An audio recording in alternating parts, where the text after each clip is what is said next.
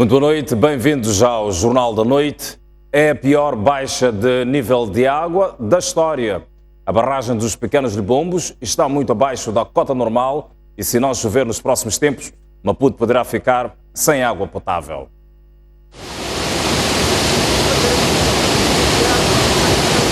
Com capacidade para 400 milhões de metros cúbicos de água, a barragem dos Pequenos Libombos é o único ponto que garante água potável para a capital do país. Entretanto, desde que entrou em funcionamento em 1987, a infraestrutura está a registrar a pior diminuição da água na Albufeira. A barragem dos Pequenos Libombos foi construída há cerca de 30 anos e o principal objetivo é a retenção de água para o fornecimento à estação de captação e tratamento de água de Umbeluze, que por sua vez garante água potável às cidades de Maputo, Matola e também ao distrito de Boane. Mas com a seca que afeta a região da SADC há mais de 2 anos, o rio Umbeluze, que é o principal que garante água aqui a esta albufeira, deixou de ter caudal. Consequência disso é que, por exemplo, na parte central daqui da barragem conseguimos ver uma espécie de uma ilha que foi formada por causa mesmo do baixo nível de encaixe. Mais do que isso é que aqui onde estamos, normalmente estaríamos submersos, ou seja, a água vem até esta zona, mas por causa da situação de baixo nível de água, podemos ver que a mesma recuou a mais de 200 metros, o que deixa claro que a situação é bastante crítica. O cenário é dramático e até surpreende para os próprios técnicos da Administração Regional de Águas do Sul. Nunca antes se viu algo igual. Eu vim aqui neste ponto, mas é para perceberem qual é a dimensão do banco de areia, né?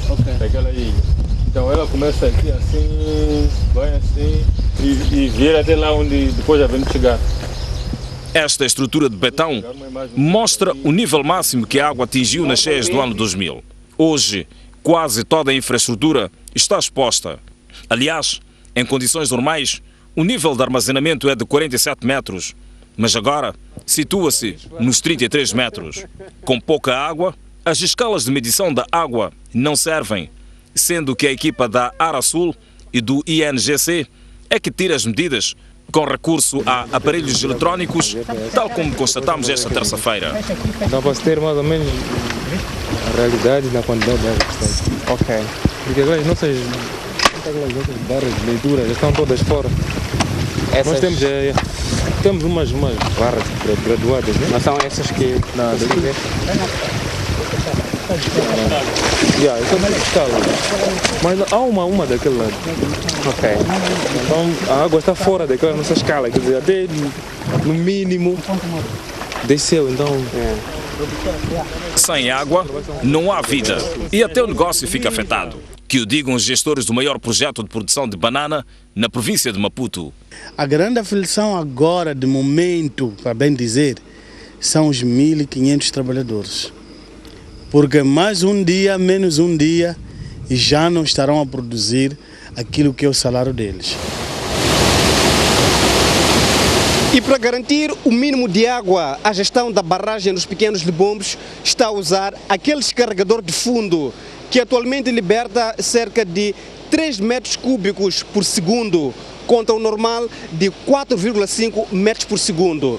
Mas se a falta de precipitação continuar, podemos ficar sem este mínimo para o consumo na cidade de Maputo. Gaspar Xirinda e Ricardo Machava, STV. Entretanto, no primeiro dia de execução da medida de restrição no acesso à água, várias famílias tiveram que acordar cedo para armazenar o líquido precioso. Rosalina Ubice, empregada doméstica, mora no bairro da Mafalala há 30 anos. Ao todo, são 17 pessoas que moram na sua casa. Acordou por volta das 3 horas para reservar água, mas para o seu espanto, da torneira nada jorrava. Para contornar a situação, Rosalina, juntamente com os vizinhos, recorreram a tubos que estão no meio da rua. Não saiu água. Acordamos às 3h30. Tiramos água aqui nesses tubos, nas torneiras não saiu. A água, nós estivemos naquela hora das 3, nem conseguimos encher tambores. Sim. Até às 4 já não estava a sair água. E dizem que amanhã não haverá água também, não sabemos como é que vamos ter água.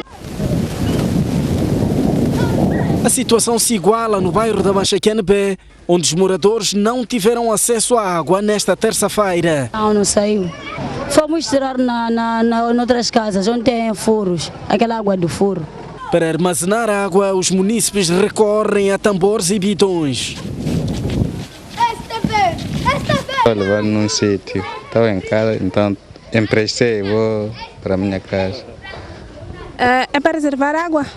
Sim. Tiramos água, pusemos nos tambores, bacias, bidões. Temos água suficiente, pelo menos para hoje, amanhã até as 12, mais ou menos. Tenho tambor 220 e tenho bidões. Tambor e nos bidões? Num bidão, sim, e alguns bidões que guardamos aqui. A medida de restrição no fornecimento da água entrou em vigor esta terça-feira, estabelecendo o abastecimento alternado até a situação se normalizar na barragem dos Pequenos Libombos. Enquanto há crise de água porque não chove, vários bairros da Matola desperdiçam água devido à danificação da tubagem. A STV visitou alguns bairros onde a água é desperdiçada 24 horas por dia.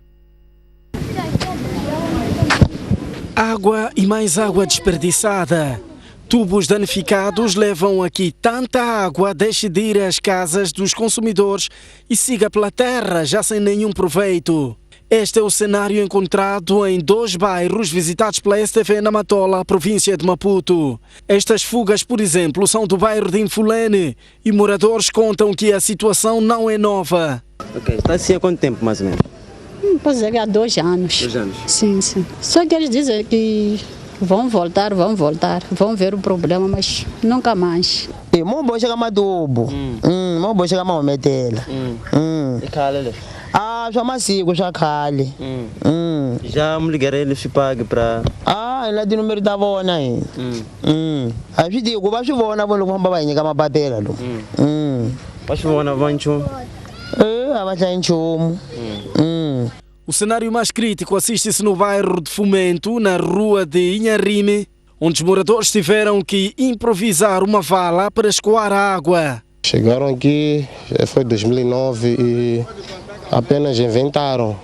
Estamos aqui, vamos arranjar, não temos material. Ok, fomos, metemos de novo o papel, que era para poderem vir arranjar. Foi este ano já, chegaram aqui, fizeram a cova, não temos material. Já praticamente já vai ao 7º ano. Há mais de 5, 6 anos. Ok. E já chamamos os técnicos para cá, eles resolveram uma vez, só que depois disseram-nos que tem que avisar sempre que há esse tipo de situações. E nós já avisamos, mas eles nunca mais vieram. A mate mais chupa. Vai boa, ela vai colocar mate lá, com o tubo de geral. Ele já enxerga só com mate mais puta. Vai boa, longa, mas vai esgoto. Nada. Enquanto que as autoridades queixam-se dos efeitos da seca que estão a condicionar o abastecimento de água na região de Maputo, nos bairros, o cenário que se vive é este, de autêntico desperdício. Imagens são de Bartolomeu Langa, Raul Massinga, para a STV. A empresa Águas da região de Maputo pede a colaboração dos consumidores sobre as informações de fuga de água. A empresa diz ainda que não faz sentido que se esteja a desperdiçar água por mais de 1 ano nos bairros da Matola. Nós não conseguimos estar todos os dias em todas as ruas. Por isso, apelamos e pedimos para que os consumidores nos façam chegar a estas questões. E eu volto a dizer que, de facto, 4 anos é muito tempo para nós não termos reagido. Em relação à fuga, a nossa intervenção é quase imediata. Comunicam-nos hoje, é verdade que as equipes já podem estar divididas, não é? Porque pode-se fazer um programa previamente, no dia anterior, as equipes chegam e saem, espalham-se.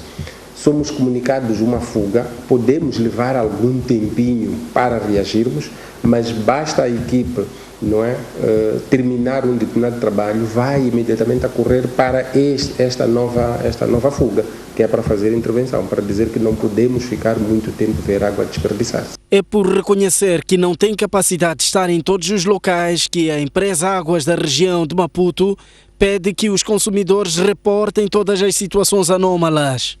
Nós temos linha verde, temos 3 linhas, que é o 800, 700, 600. Temos o 820, 700, 600. Temos o 840, 700, 600. Estas 3 linhas são linhas pelas quais os consumidores podem usar para nos comunicar. Também temos um endereço eletrônico, que é o teleatendimento@adem.co.mz. Estes contactos os consumidores podem usar para nos comunicar, quer seja fugas ou outras anomalias que aconteçam no nosso sistema. Agora, afinal, o avião da LAM que aterrou danificado em Tete não sofreu nenhum embate durante o voo. O Instituto de Aviação Civil de Moçambique explicou hoje que a destruição deveu-se à fraca resistência da parte frontal da aeronave. Dia 5 de janeiro passado, o Boeing 737-700 da LAM ficou com a parte direita frontal da fuselagem danificada quando se preparava para aterrar no Aeroporto Internacional de Tete. 24 horas depois, a empresa proprietária do avião suspeitou tratar-se de um embate, tendo adiantado em comunicado que a tripulação ouviu um estrondo, o que alertou sobre a possibilidade da aeronave ter tido contacto com um organismo estranho externo, que mesmo assim não perturbou a realização normal do voo. No mesmo dia, o ministro dos Transportes e Comunicações associou a danificação à mudança de temperatura. Tem sido normal nesta época do ano termos contrastes na atmosfera, dada as situações climatéricas, e observarmos massas de gelo também, e pode ser uma das causas. Esta terça-feira, o Instituto de Aviação Civil de Moçambique divulgou os resultados de um inquérito, onde conclui que a aeronave não teve contacto com nenhum organismo estranho. A destruição deveu-se, afinal, à fraca resistência da própria peça. Não houve impactos. Houve sim aquilo que é conhecido na linguagem técnica aeronáutica uma implosão. O que quer dizer? O rodome, que é o nariz do avião, que é onde todas as pressões aerodinâmicas ocorrem, que é ali onde se faz a distribuição dos filamentos laminares, não suportou a pressão dinâmica e cedeu devido às reparações anteriormente feitas. O Instituto da Aviação Civil diz que não havia perigo nenhum, apesar da danificação da fuselagem. Não é uma peça estrutural, é um complemento à estrutura para o escoamento laminar, mas a ruptura da peça não periga. A informação recolhida pelas autoridades seguirá para a África do Sul, com vista a uma análise mais detalhada. Isto é uma peça para durar muitos anos, mas ela está no avião apenas há 6 ou 7 meses. E o avião não esteve continuamente a voar. E a peça foi colocada na manutenção, quando esteve a fazer a grande manutenção na África do Sul, esteve na Etiópia e recentemente começou as suas atividades de voo. Então vamos seguir o historial todo da peça, que já o temos aqui. Sabemos quem reparou a peça, quem o vendeu, etc, etc. E vamos fazer o rastro. A peça destruída é denominada radome e tem como uma das funções cobrir e proteger a antena do radar. A previsão de mau tempo para as zonas centro e norte do país a partir da noite de hoje. Todas as províncias destas zonas poderão ser assoladas por chuvas, trovoadas e ventos fortes, segundo o alerta do Instituto Nacional de Meteorologia. Manica, Sofala, Zambésia e Tete, no centro do país, além de Nampula, Cabo Delgado e Niassa, na zona norte, são as províncias nas quais o Instituto Nacional de Meteorologia prevê chuvas fortes, acompanhadas de trovoadas, além de ventos fortes. Em Manica, os distritos que poderão se ressentir do mau tempo são Mussurize, Sussundenga, Manica, Barre, Machaze e Guru. Já em Sofala, Buze, Chibabava, Machanga e cidades da Beira e Dondo não escapam às previsões do INAME. Morumbala, Milange, Gurue, Mocuba e Alto Molokwe são os distritos da província da Zambésia que também serão afetados. Já em Tete, a chuva e ventos fortes vão abalar Xangara, Caurabaça, Magowi, Zumbo, Marávia, Chifunde, Macanga, Angônia, Tsangano e cidade de Tete. Mas estes são apenas distritos das províncias da Zona Centro.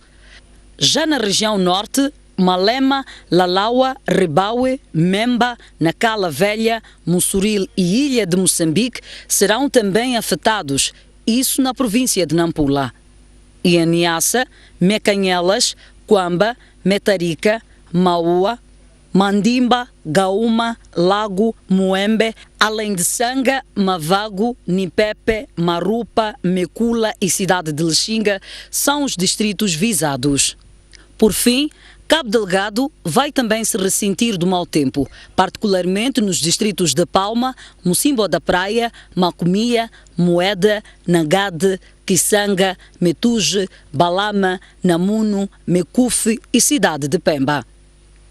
O INAM apela à tomada de medidas de precaução face aos riscos que possam advir deste mau tempo. As previsões do INAM serão atualizadas às 10 horas desta quarta-feira, 11 de janeiro de 2017. Um dia após o término do prazo das matrículas do ensino secundário, as escolas da capital do país continuam a arrastar longas filas de alunos para se inscreverem.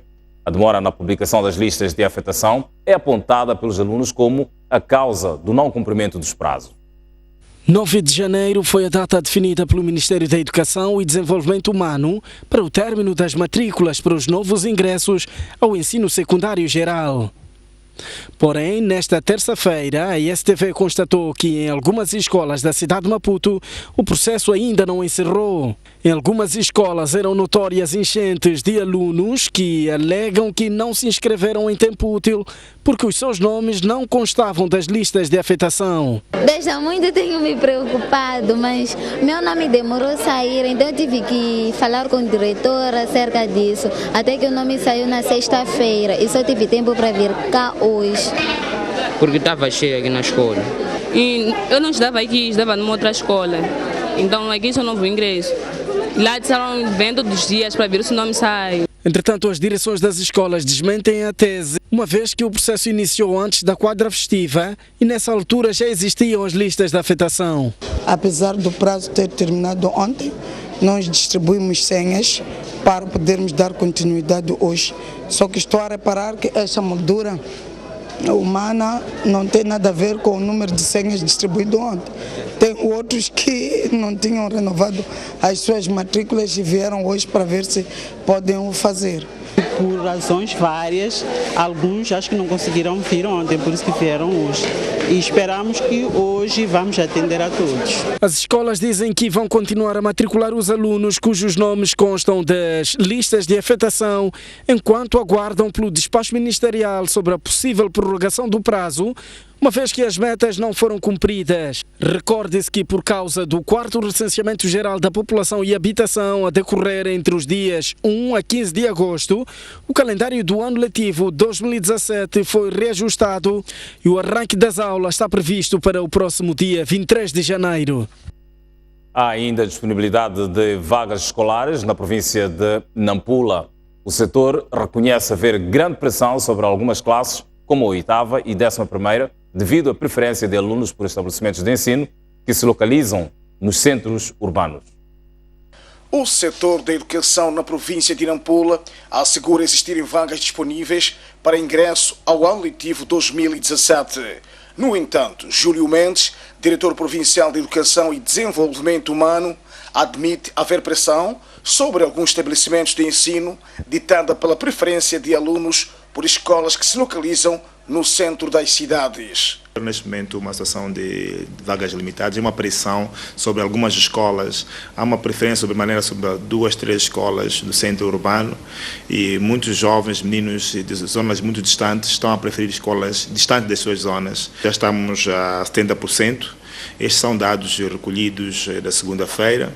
E nós pensamos que os dados que iremos colher amanhã já estaremos perto dos 90%, porque, como puderam ter percebido nas escolas, há maior pressão de matrículas nesses 2 dias, sobretudo nas classes 8ª e as 11ª. O setor tem em manga um plano para a identificação de alunos que se matricularem longe das suas residências, que a seguir serão reorientados para escolas mais próximas. Júlio Mendes encorajou os pais encarregados de educação a denunciarem casos de cobranças a troco de vagas.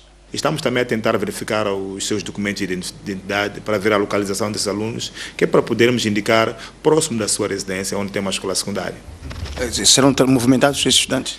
A nossa ideia é que, se há uma escola pressionada como a secundária de Nampula, quais são os alunos que estão em Namicopo, por exemplo? Eles terão que estar em Namicopo, que é próximo da sua residência. Quais são os alunos que estão na Pipine? Quais são os alunos que estão em Adquir? Pensamos nós que também há uma vantagem para estes alunos que não precisam de apanhar transporte.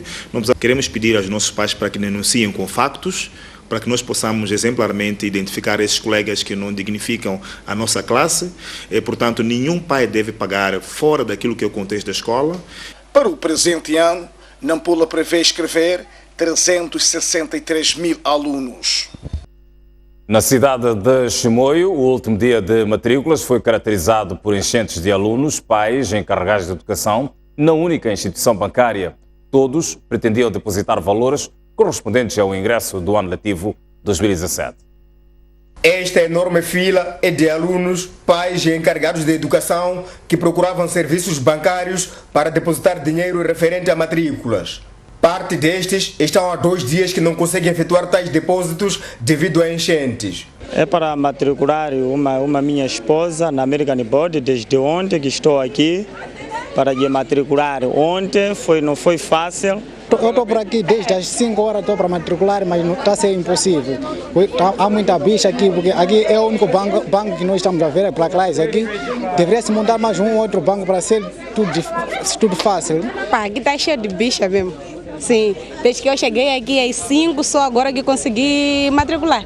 Sim. Por isso, sugerem que os valores referentes a matrículas devem ser pagos em numerário nas respectivas escolas para evitar enchentes no banco. Deveriam mudar outras coisas, se pagar diretamente lá mesmo, mas tudo está a ser difícil, porque tudo é depositar lá no banco. Agora está a ser difícil, porque bicha para levantar a declaração de passagem também estão depositados no mesmo banco. Agora está a ser difícil. Eles podiam coletar o dinheiro, uma única pessoa, depois depositava para não haver o quê? Enchente cá, será nada, devem depositar no banco. Então, há lentidão, mas dentro do próprio banco. A nossa equipa de reportagem contactou a Direção Provincial de Educação de Manica para reagir em torno desta modalidade de pagamento de matrículas que deixa gastado pais e encarregados de educação, ao que o porta-voz prometeu pronunciar-se esta quarta. Momento para uma breve pausa no Jornal da Noite. Veja a seguir no próximo bloco. A polícia distancia-se das declarações da Renamo, segundo as quais as forças de defesa e segurança estão a sabotar o acordo de cessação das hostilidades. Esta é uma notícia para acompanhar já a seguir. Até já.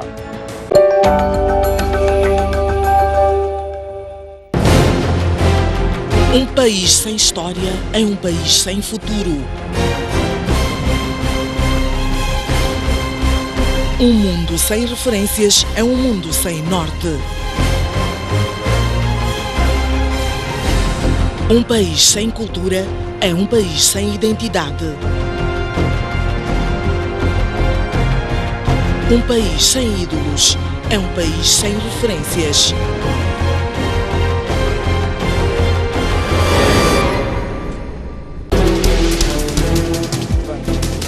Combate ao crime é a palavra de ordem da chegada do líder da Renamo à cidade portuária de Natal. Teve Simango deixou ficar as seguintes considerações. A partir da cidade da Beira e com imagens de Manel Chicava. No interior desta viatura seguiam 4 ocupantes. Bairros periféricos das cidades de Maputo e Matola. A alma do magistrado calou-se precisamente neste local.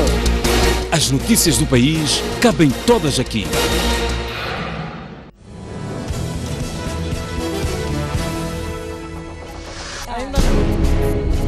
À quarta-feira, às 23 horas, Boaventura Município junta-se a 3 grandes mulheres da sociedade. Gera-se tudo, caça-se tudo, para. Visão por revisão. Para colher a visão, a voz e análise. E como é que interpreta este sinal? Sob perspectiva feminina de diversos assuntos na ordem do dia. O que a Renamo está a fazer é uma afronta ao Estado. É preciso cantar muito alto, bem. e que esse bem seja real. A arma e a guerra não são a forma de resolver os nossos problemas como cidadãos. Estão-se a manchar, vocês. Não há ninguém que vai tapar o sol. Os processos são dinâmicos das revoluções. Todo mundo está amarrado em algum lugar e acha que é ali onde tem que comer. Os políticos têm uma responsabilidade bastante grande. Estamos a tocar batuques, ninguém está ouvindo. Ninguém está ouvindo. É preciso que venha para eles poderem explicar. Despolitizar excessivamente o órgão eleitoral, o que quer dizer? Opinião no feminino.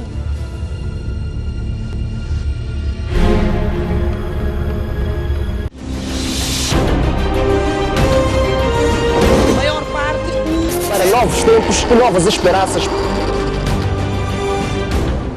A grande questão agora é tentar perceber como é que uma obra tão recente desabou.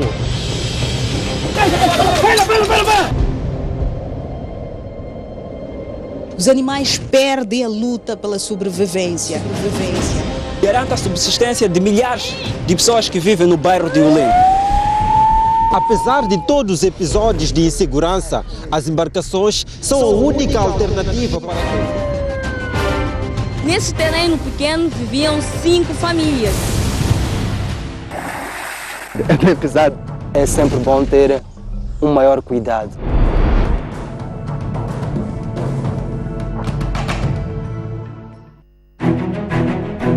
Mais um baú.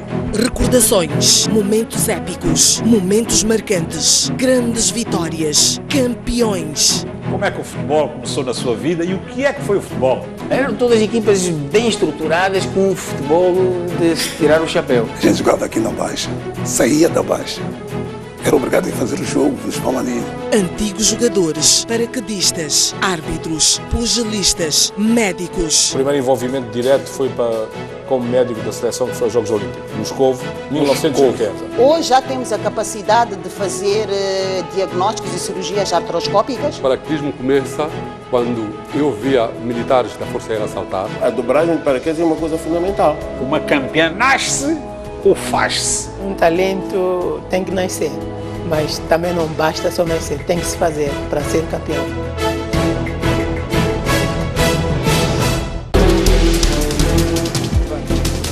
Combate ao crime é a palavra de ordem da chegada do líder da RENAM à cidade portuária de Natal. Teves Mango deixou ficar as seguintes considerações. A partir da cidade da Beira e com imagens de Manel Chicava. No interior desta viatura seguiam 4 ocupantes. Bairros periféricos das cidades de Maputo e Matola. A alma do magistrado calou-se precisamente neste local. As notícias do país cabem todas aqui.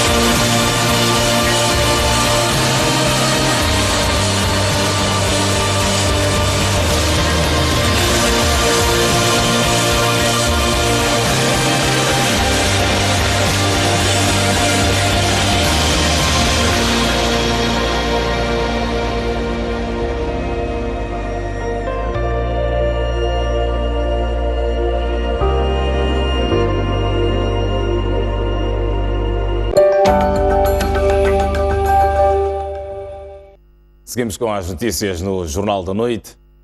No habitual briefing semanal, a Polícia da República de Moçambique distancia-se das declarações da Renamo, segundo as quais as forças de defesa e segurança estão a sabotar o acordo de cessação das hostilidades e diz que as declarações da Renamo são infundadas.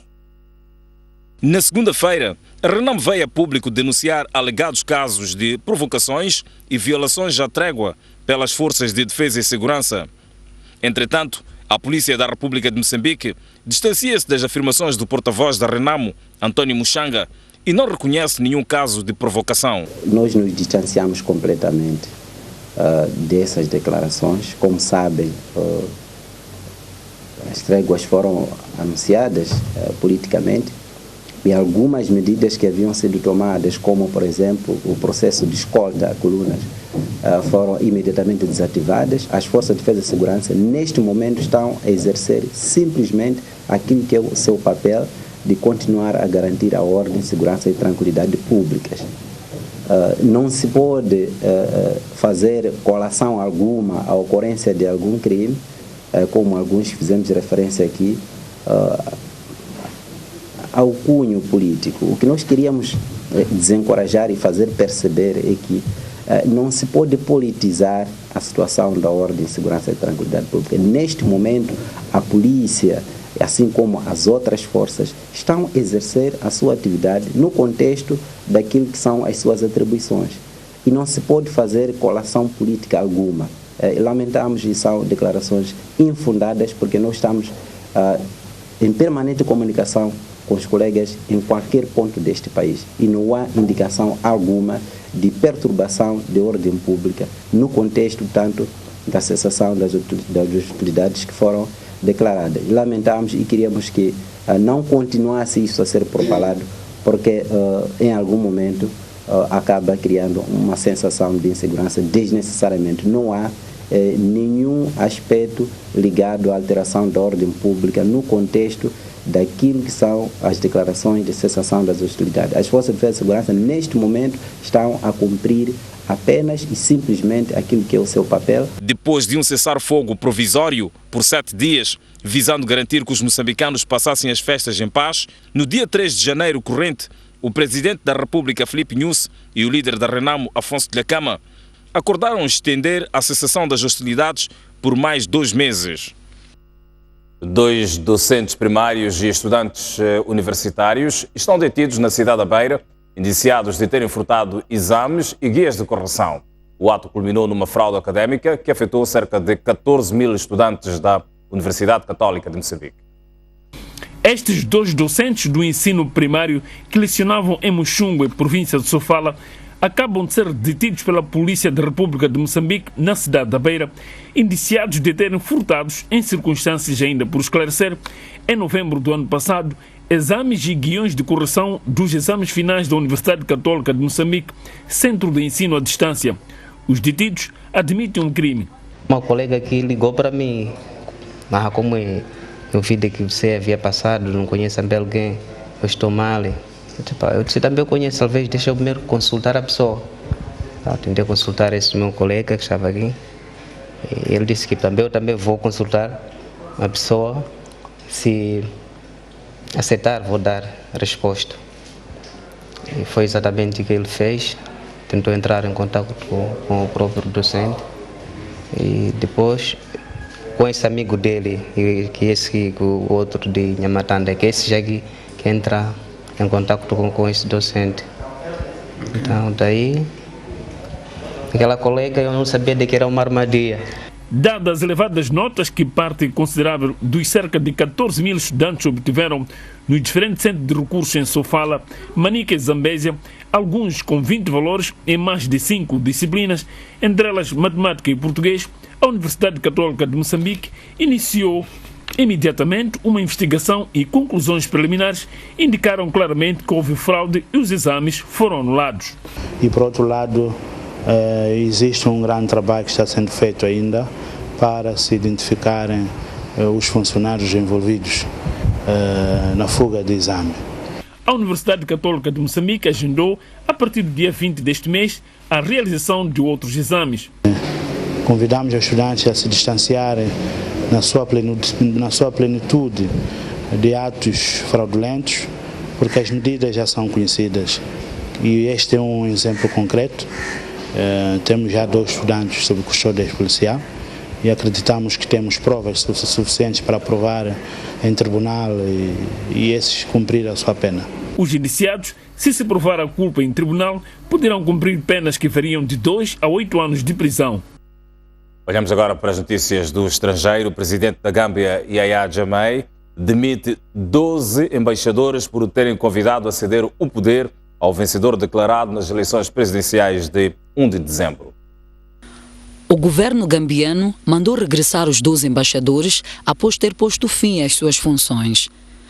Trata-se dos embaixadores nos Estados Unidos, Senegal, Nações Unidas, China, Rússia, Grã-Bretanha, Turquia, Bélgica, Espanha, Cuba, Guiné-Bissau e Etiópia. Esses diplomatas tinham endereçado em finais de dezembro a Yahya Jammeh uma carta solicitando-lhe a ceder o poder. Na última segunda-feira, foi a vez do ministro de Informação Cherif Bojang voluntariamente a deixar o poder e refugiar-se para o Senegal. A Gâmbia atravessa uma crise após a eleição de 1 de dezembro, oficialmente vencida pelo opositor Adama Barrow. Yahya Jammeh, que dirige o país há 22 anos, anunciou a 9 de dezembro que não reconhecia mais a sua derrota, uma semana após ter aceito os resultados e ter felicitado Barrow. A 13 de dezembro, o seu partido entregou ao Tribunal Supremo um pedido de anulação da eleição, argumentando irregularidades na contagem dos votos e organização do escrutínio. Desde a sua reviravolta, Jammeh está sob pressão para deixar o poder a 19 de janeiro de 2017,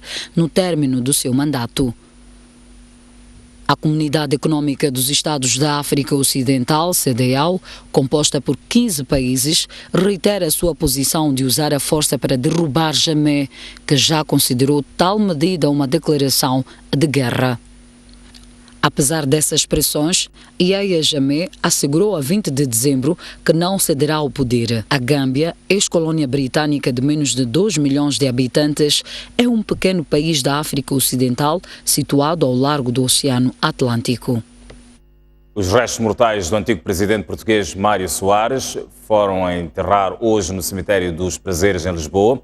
A cerimónia, portanto, será privada, restrita apenas à família e altas individualidades nacionais e internacionais que se deslocaram a Lisboa para fazer o último adeus ao primeiro presidente de um governo democrático português.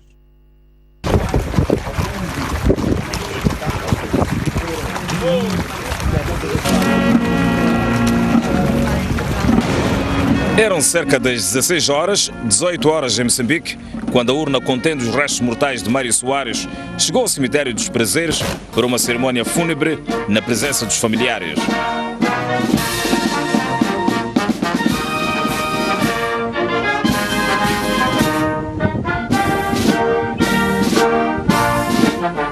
Antes do cemitério dos Prazeres, seu destino final, e os restos mortais daquele que é considerado o grande impulsionador das independências das ex-colónias portuguesas em África, estiveram no Mosteiro dos Jerónimos, onde decorreu a cerimónia solene de despedida. Nela estiveram centenas de pessoas que quiseram prestar a última homenagem a Soares, sendo de destaque as presenças do rei Filipe VI da Espanha, do presidente do Brasil, Michel Temer, da Guiné-Bissau, José Mário Vaz, e de Cabo Verde, José Carlos Fonseca.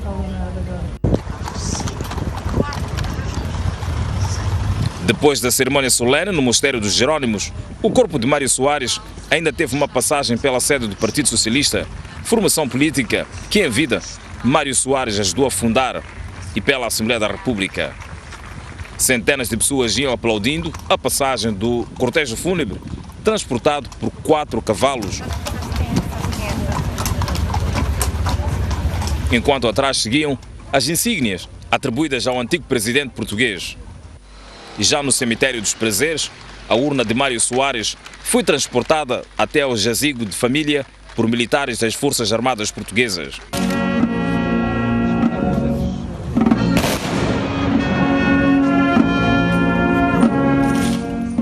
O presidente português, Marcelo Rebelo de Sousa, e o representante do primeiro-ministro retiraram-se da cerimónia reservada exclusivamente à família.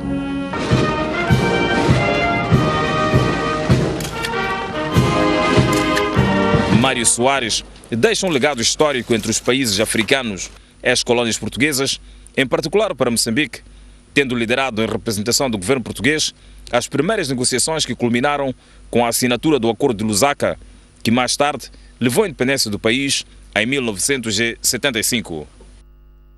Em seguida, passamos a ler uma nota de imprensa recebida da Presidência da República, que alude para o fato de o Presidente da República, Filipe Jacinto Nyusi, proceder amanhã, dia 11 de janeiro de 2017, pelas 11 horas, na Embaixada de Portugal, em Maputo, a assinatura do livro de condolências pela morte do antigo chefe de Estado da República Portuguesa, Mário Soares.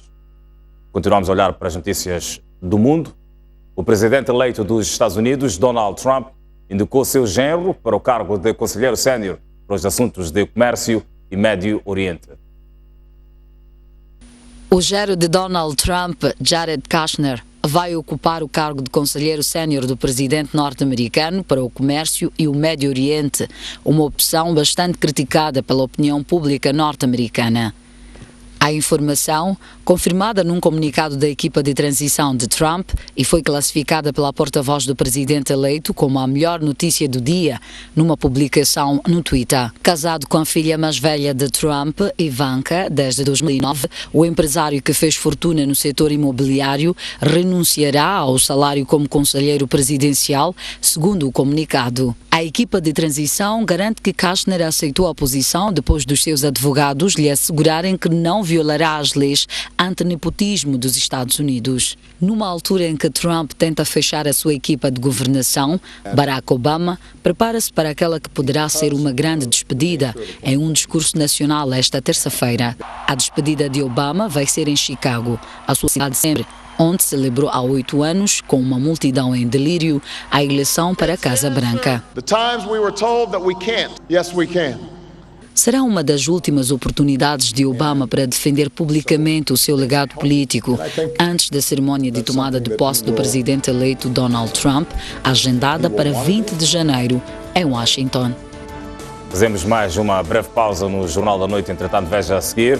A Liga Moçambicana de Futebol e a Lacatoni assinaram um acordo de parceria onde a empresa de material esportivo vai disponibilizar bolas oficiais para o Moçambola 2017. Esta é uma notícia para acompanhar já a seguir. Mas antes, a previsão do estado de tempo num dia em que a cidade de Quelimane poderá ser a mais quente do país. Maputo, com a previsão de 32 de máxima, mínima de 21 graus Celsius. Xai-Xai com 30 de máxima previstos e uma mínima de 22 graus. Prevê-se para Inhambane uma máxima de 31 graus Celsius, uma mínima de 22 graus.